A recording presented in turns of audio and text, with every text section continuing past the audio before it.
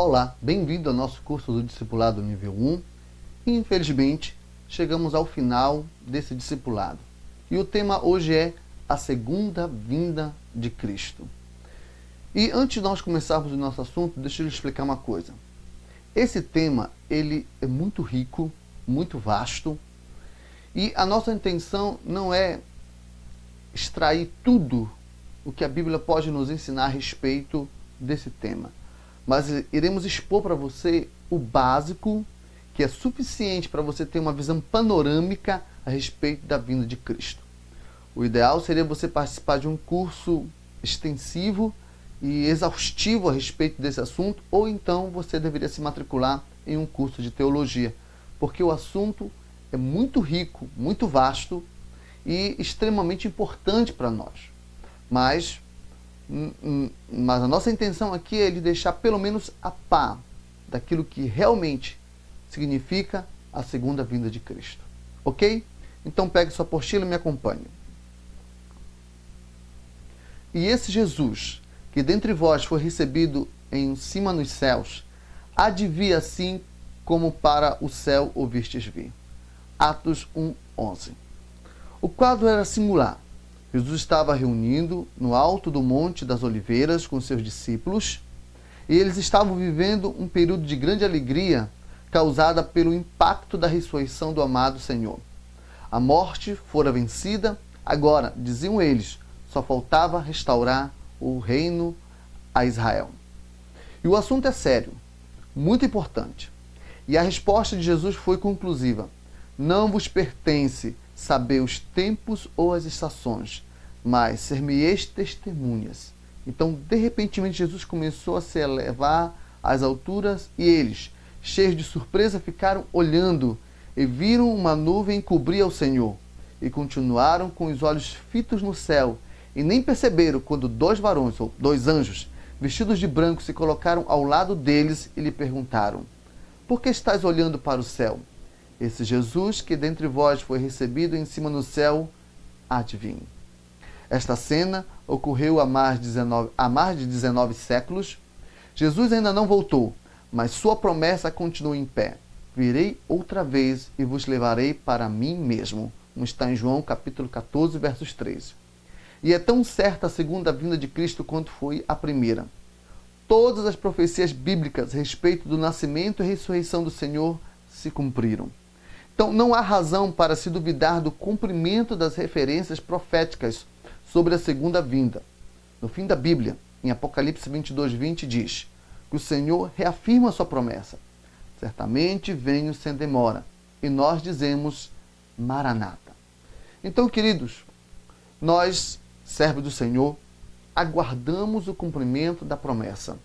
Lá estava Jesus com seus discípulos e quando de repente ele começou a ser elevado aos céus e deu a comissão para todos nós: ide, pregai o evangelho a toda criatura e assim por diante. E quando ele estava se elevando ao céu, ele deixou a promessa de que ele voltará e ressurgirá. Não pode haver dúvida no nosso coração com relação a essa verdade, porque assim como foi prometido que ele nasceria, as promessas se cumpriram. E assim como ele morreria para nos entregar a nossa redenção, as profecias foram cumpridas. E mais uma vez foi nos deixada uma profecia, mais uma vez foi nos deixada uma revelação, e mais uma vez foi nos deixado uma promessa de que ele virá mais uma vez.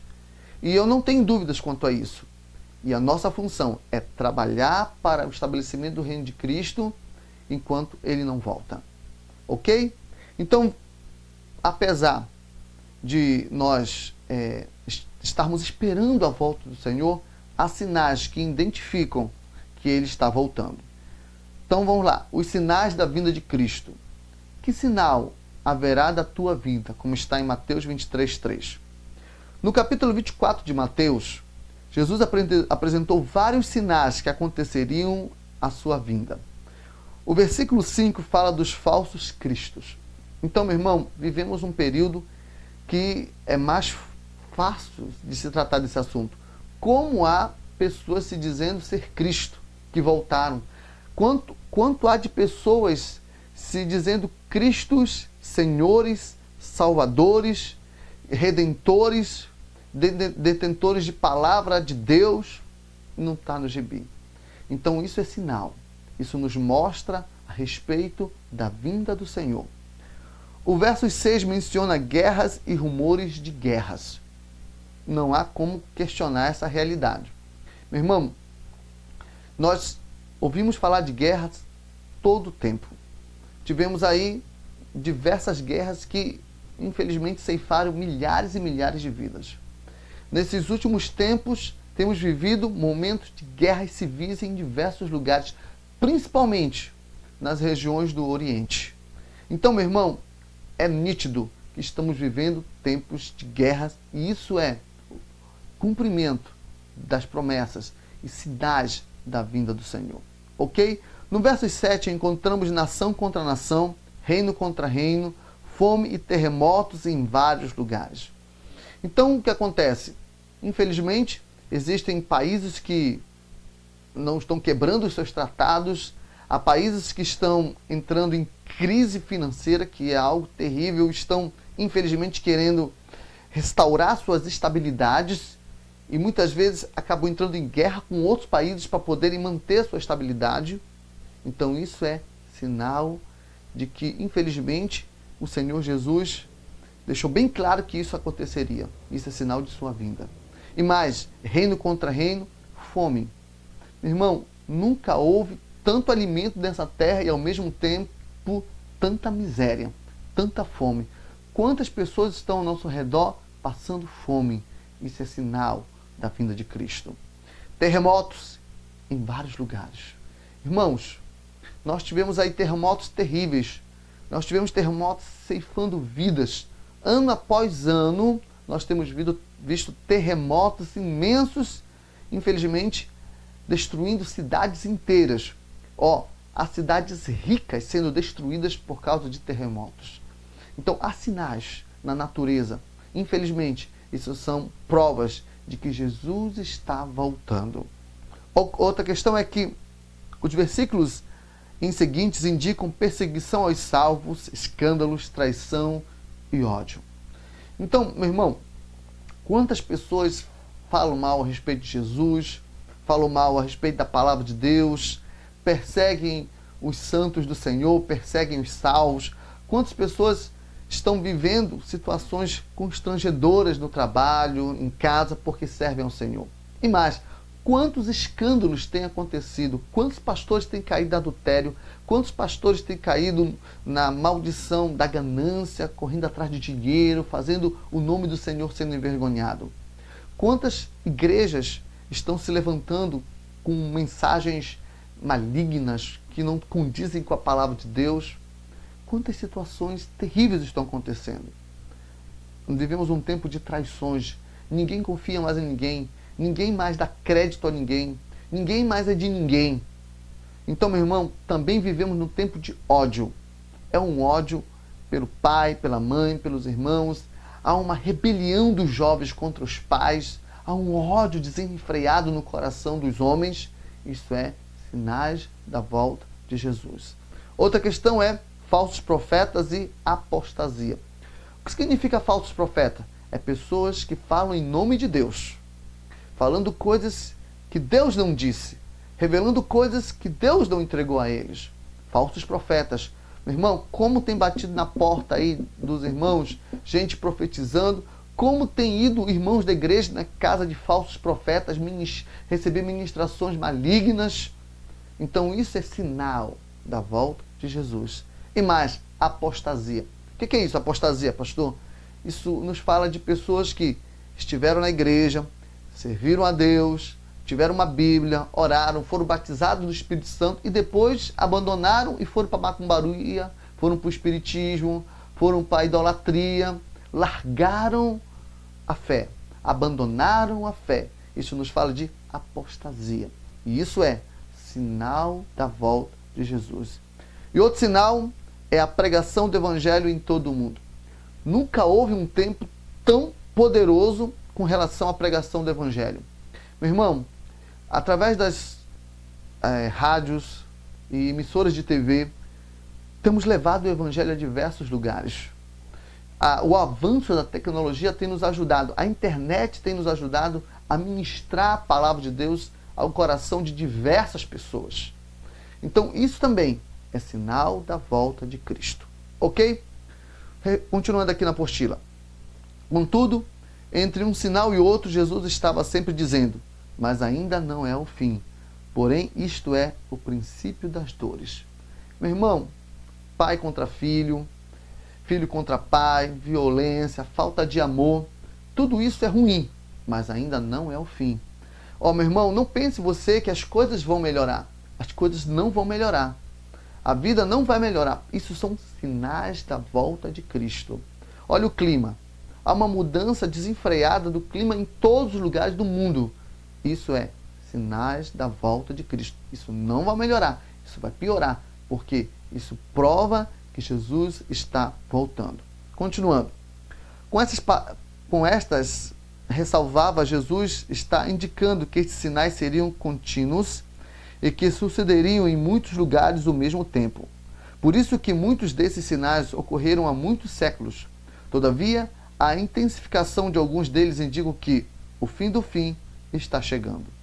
No século XX, já ocorreram quase 150 guerras, incluindo aí as 2 guerras mundiais que ceifaram a vida de 2 milhões de pessoas.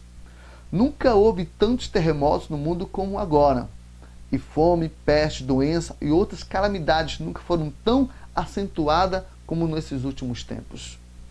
Também é importante considerar outros acontecimentos que apresentam sinais da vinda de Cristo. A fantástica evolução da ciência e da tecnologia, como está em Daniel 12:4. Então o que acontece? Nós temos aí iPads, nós temos aí internet via Wi-Fi, nós temos velocidades de informação a segundos e segundos rolando na internet. Meu irmão, nós podemos acessar de satélite e visualizar lugares no mundo inteiro. Isso é avanço de tecnologia. A medicina, então, meu irmão, usando tecnologia para salvar vidas, isso tudo mostra sinais da vinda de Cristo. Outra questão é o surgimento de um grande número de seitas falsas, como está em Mateus 24, versos de 11 ao 24. Meu irmão, como está surgindo igrejas aí se dizendo anunciadoras de uma nova revelação, de uma nova palavra, de um novo preceito, de um novo conceito de vida, que não está fácil. Nós temos aí Testemunhas de Jeová, temos aí Adventistas, nós temos aí Igrejas do Véu, nós temos aí igrejas que falam de restauração, de vinho novo. É tanta seita, meu irmão. Isso é prova da volta de Cristo. Nós temos também a corrupção mundial, como está em Mateus 24:12. Em outras palavras, meu irmão, não existe mais moralidade, não existe mais respeito, não existe mais critérios morais na vida desses homens dessa terra. Meu irmão, você abre a televisão, é só imoralidade. Você ouve uma música, é só imoralidade. Isso são sinais da volta de Cristo. Outra questão é o ressurgimento do Estado de Israel, como está em Mateus 24, 15 e 22. Isso aqui também é uma das provas tremendas a respeito da volta de Cristo. Que Cristo não voltaria sem antes o estabelecimento do Estado de Israel.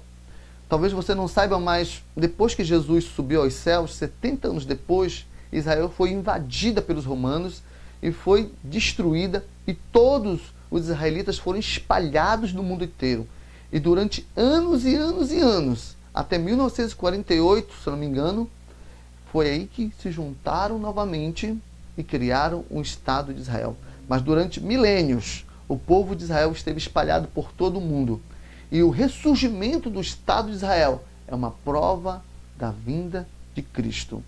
E outra questão é os fenômenos dos céus. Hoje em dia, o que acontece é que há sinais acontecendo, há manifestações nos céus acontecendo, pessoas falando a respeito de luzes, pessoas falando a respeito de fenômenos, estrelas caindo e eclipses. Tudo isso é sinais da vinda de Cristo.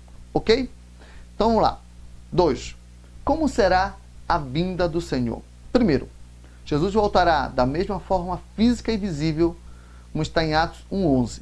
E está claramente mencionado que ele voltará do mesmo jeito que subiu. Então, da mesma maneira que os discípulos viram Jesus subindo na vinda do Senhor, isso também acontecerá. Nós iremos ver. Todos nós iremos enxergar a vinda do Senhor. Outra questão é que Jesus voltará de forma repentina, de surpresa, rápido como um relâmpago, como está em Mateus 24, verso 27. Então, Jesus vai voltar de maneira assim, que ninguém pode esperar. De repente, pum, no piscar de olhos, pessoas e multidões desaparecerão. Todos os servos do Senhor desaparecerão, porque assim será a vinda do Senhor. Outra questão é que os salvos, por estarem aguardando a volta do Senhor, não serão apanhados de surpresa, como está em Tessalonicenses 5, 4 ou 5 e Mateus 25, versos 10. Então, você que está me assistindo agora, que tem uma vida com Deus, que ora, que tem intimidade com o Senhor, vive uma vida de adoração, que foge do mal, vive santidade, tem moralidade, o que acontece? A vinda do Senhor não vai lhe assustar, você não vai ser pego de surpresa. Porque entenda o seguinte, o Senhor virá. Ele virá, eu vou até explicar um pouquinho mais à frente a respeito da vinda do Senhor, que vai ser em 2 momentos. Mas, a princípio, entenda o seguinte, e quando o Senhor virá, ele arrebatará todos os crentes e servos do Senhor. E aqueles que ficarem aqui na terra ficarão surpreendidos. Vai haver até um comentário de que extraterrestres irão levar os crentes. Mas isso não é verdade. A questão é que aqueles que foram fiéis ao Senhor serão arrebatados, assim, de repente. E se porventura você não estiver íntegro no Senhor, vivendo uma vida corrupta, se infelizmente você estiver vivendo uma vida de imoralidade, o que vai acontecer? Você vai ficar. Se aquele seu irmão que está do seu lado lá no culto, verdadeiro adorador, servo do Senhor, ele vai subir e você vai ficar. Porque aqueles que servem o Senhor com integridade não serão pegos de surpresa. Ok? Continuando. 4. O dia e a hora da volta do Senhor ninguém sabe, como está em Mateus 24, 36.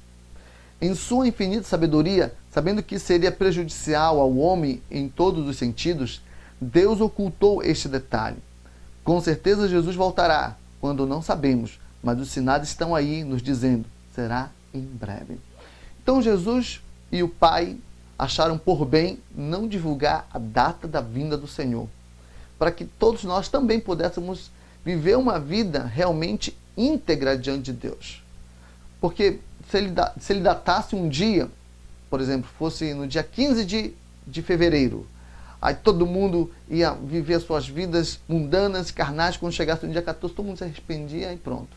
Que hipocrisia, né? Então o Senhor ele determinou que o dia está oculto, e que haja uma preparação, sim, dia a dia, para vivermos na presença do Senhor, para conquistarmos o dia do Senhor, o dia que Ele virá. Ok? Então entenda o seguinte também, meu irmão, que a vinda do Senhor pertence a todos os servos de Deus. O arrebatamento acontecerá para os servos de Deus. Quero até falar um pouquinho mais a respeito disso. Vamos ler sobre isso. O arrebatamento da igreja. Neste ponto, faz-se necessário alguns esclarecimentos. A vinda do Senhor é um evento só, porém dividido em 2 fases. Quem não compreender isto tem grandes dificuldades em entender as profecias e os sinais da vinda do Senhor. Isto pelo fato de que as Escrituras geralmente mencionam a volta do Senhor como um fato único. Porém, quando estudamos a palavra com mais atenção, notamos claramente a distinção entre as 2 fases. Quando nós falamos a volta do Senhor, nós pensamos que estamos nos referindo a apenas um evento. Na verdade, não é um evento. É um evento que está dividido em 2 fases, tá bom? E isso é importante que você compreenda no seu coração para que não haja entendimento errôneo com relação a isso. Ok? Primeira fase. Jesus virá apenas buscar a sua igreja. Trata-se do arrebatamento de todos os salvos. Será tão rápido que Paulo compara como um piscar de olhos, como está na primeira carta aos Coríntios 15, 52. Nesta fase, os que morreram em Cristo serão ressuscitados, como está na primeira carta aos Coríntios 5, 52. 15:52. E os que estiverem vivos serão transformados, como está na primeira carta aos Coríntios 15:51. E subirão para o encontro do Senhor nos ares, como está na primeira carta aos Tessalonicenses 4:17. Portanto, nessa primeira fase, Jesus não descerá na terra. Será uma grande surpresa para o mundo que não verá o Cristo, mas que sofrerá as tremendas consequências que o arrebatamento trará. Calamidades, catástrofes e a morte para milhões de pessoas. Então, a primeira fase da volta de Cristo será para o arrebatamento dos seus santos. Então, os que estiverem mortos irão ressuscitar, receber um novo corpo e serão levados para com Cristo, e nós que estamos vivos também seremos transformados imediatamente e também assumiremos um novo corpo e iremos com Cristo. E aqueles que ficarem, eles irão passar por um período de tribulação, onde calamidades, onde desastres, catástrofes irão acontecer.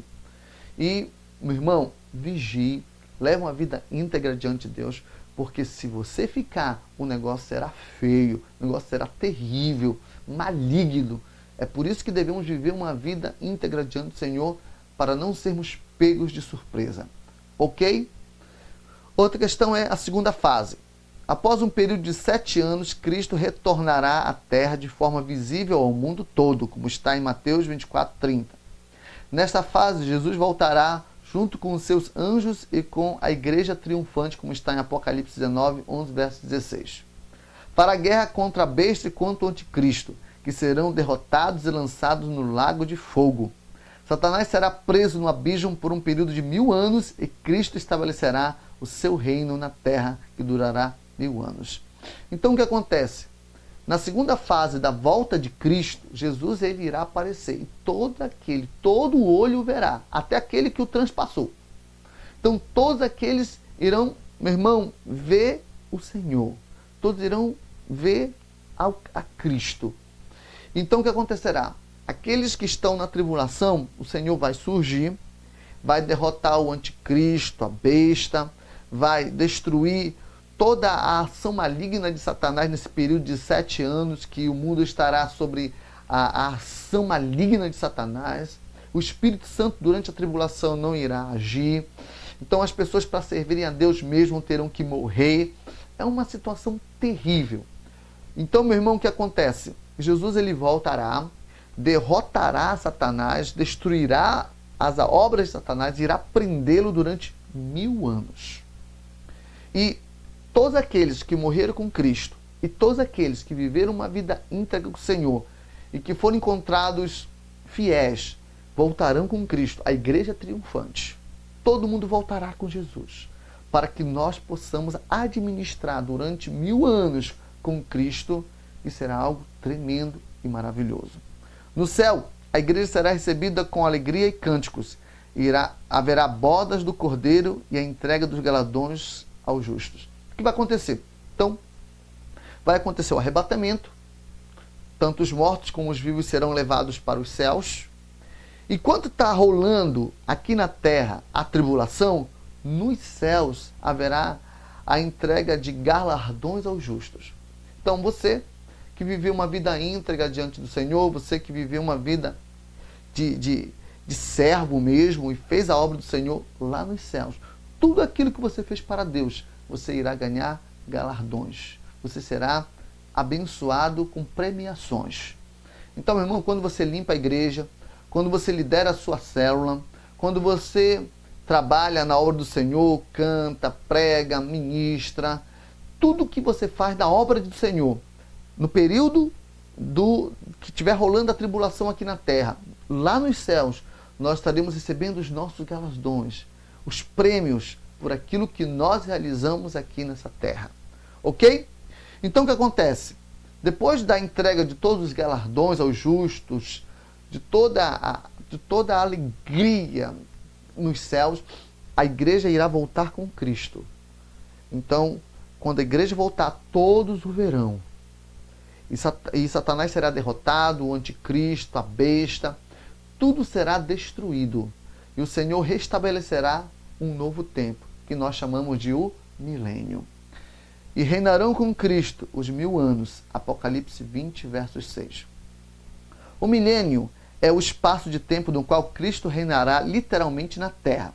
Será um sistema de governo perfeito e justo. A terra será repovoada pelos sobreviventes da guerra do Armagedon, provavelmente por aqueles que não se deixaram marcar com o sinal da besta. A natureza pecaminosa ainda estará nas pessoas, mas como Satanás está preso, essa natureza não se manifestará. Então o que acontece? Jesus vai voltar e vai estabelecer o seu reino. Compreenda que atualmente esse mundo é governado por quem? Pelas trevas, por Satanás. Quando a igreja subir e a tribulação começar, o que vai acontecer? Muitas pessoas vão receber a marca da besta. E aqueles que forem encontrados fiéis, que não se deixaram marcar, não se sabe bem como será essa marca, mas se afirma que vai ser ou na mão ou na testa, como diz a palavra do Senhor. Aqueles que não se deixaram marcar irão ser restaurados e a natureza pecaminosa ficará amortecida porque Satanás estará preso e o Senhor estabelecerá o seu reino nessa terra. Então, meu irmão, será tempos maravilhosos durante esses 1000 anos. Então, meu irmão, se porventura que Deus nos livre, você ficar, meu irmão, será momentos de muita dor, muito sofrimento, e não se permita jamais ser marcado pela marca da besta. Continuando, o reino de Cristo será maravilhoso, pois implantará uma era de justiça, amor e paz. Não se ouvirá falar de doenças nem de maldições. Haverá abundância de alimentos e o povo viverá em absoluta segurança e terá o desejo de conhecer a Deus. Então será maravilhoso. O verdadeiro período de paz será no milênio, nessa terra, por enquanto, tá? Porque Satanás e o anticristo irão estabelecer um momento de paz, mas será um momento muito pequeno, porque Satanás irá estabelecer, irá conseguir fazer com que a economia seja somente uma, haja apenas uma língua falada em todo o mundo. Então ele vai criar uma falsa harmonia aqui na terra, durante o período da tribulação. Depois a tribulação irá acontecer e Satanás irá se mostrar quem realmente é. Mas quando Jesus voltar, ele estabelecerá o milênio e realmente haverá uma paz nessa terra de apenas 1000 anos. Ok? Continuando. O milênio será uma espécie de amostra do que acontecerá na eternidade. Porém, quando se completarem os 1000 anos, Satanás será solto de sua prisão, como está em Apocalipse 20, verso 7. E encontrará a terra superpovoada e imediatamente sairá para enganar as nações, como está em Apocalipse 20, versos 8. Preparará um grande exército para guerrear contra os santos e certamente estará equipado com as armas ultramodernas e poderosas. O propósito dele é exterminar o povo santo. Então, o que vai acontecer? Satanás será liberto depois dos 1000 anos, irá ver essa terra maravilhosa, bonita, os santos andando na terra, administrando a terra. Então ele vai tentar de uma maneira ou de outra restabelecer o seu governo, restabelecer as coisas malignas e infelizmente ele enganará a muitos. Porém, o poder de Deus, que é maior do que o que de qualquer arma, fará descer o fogo do céu e consumirá Satanás e seu exército. Depois dessa batalha, segue-se a abertura dos livros para o grande dia do juízo de Deus. Então, todos aqueles que viveram uma vida maligna, todos aqueles que viveram uma vida de maldades, todos aqueles que serviram a Satanás, irão ser julgados. Os livros vão ser abertos. E tudo aquilo que foi feito, tudo aquilo que foi dito, toda a palavra maligna, todas as atitudes malignas, todos os preceitos malignos serão julgados. Porque a palavra de Deus nos diz que os livros serão abertos. Ok? E Deus restaurará a terra e fará com que ela seja como no templo do Éden. Um lugar maravilhoso para a habitação dos homens. Descerá também a Nova Jerusalém, morada da igreja, a qual deverá ficar orbitando ao redor da terra, como está em Apocalipse 21, verso 24. Depois do milênio, depois de Satanás ser vencido e ser lançado no lago de fogo, o Senhor restabelecerá de novo a terra, porque a terra estará destruída, e o Senhor realmente reformará a terra e fará com que a nova Jerusalém fique flutuando sobre a terra. Como isso aqui é maravilhoso, meu irmão. Então aí será o tempo de eternidade, ok? Então, continuando aqui. Essa cidade é obra das mãos de Deus, construída com materiais preciosos. Sua arquitetura e ornamentação são monumentais e ficam além da compreensão humana. E seu comprimento, largura e altura são iguais, porque a cidade é quadrangular, como está em Apocalipse 21, verso 16. Será um novo reino, será um novo período, onde todos aqueles que realmente serviram ao Senhor com fidelidade, com integridade, reinarão com Cristo e serão reis e sacerdotes por todo o universo, trabalhando e exercendo uma vida maravilhosa no reino de Deus. Esse é o nosso desafio, irmãos. Servir ao Senhor nessa terra, para que estejamos qualificados a servir ao Senhor no seu reino. Você não ora apenas para ter salvação, você ora para estar qualificado para o reino de Deus. Você não prega apenas para levar uma palavra, você prega para estar qualificado para o reino de Deus. Você, meu irmão, não é apenas um sacerdote ministrando nas células só para criar um momento de descontração, um momento de entretenimento com a Bíblia para as pessoas. Você está se preparando para viver o reino de Deus. Então eu quero desafiar você. Essa aqui é a nossa última aula desse discipulado. Eu quero desafiar você a se preparar. Quando você assume seu sacerdócio, quando você assume fazer as obras do Senhor, você estará se preparando para o grande dia em que o Senhor restaurará todas as coisas e nos concederá funções no seu reino. Então eu quero desafiar você a viver essa vida íntegra. Não perca jamais a sua oportunidade de viver no reino de Deus. Que Deus te abençoe, te guarde e que tudo aquilo que foi ensinado nesse curso de discipulado fique guardado no seu coração. Se você tiver oportunidade, refaça todo o curso para que a palavra de Deus fique petrificada aí no seu coração. Amém? Que Deus te abençoe e te guarde. Até o nível 2 do discipulado.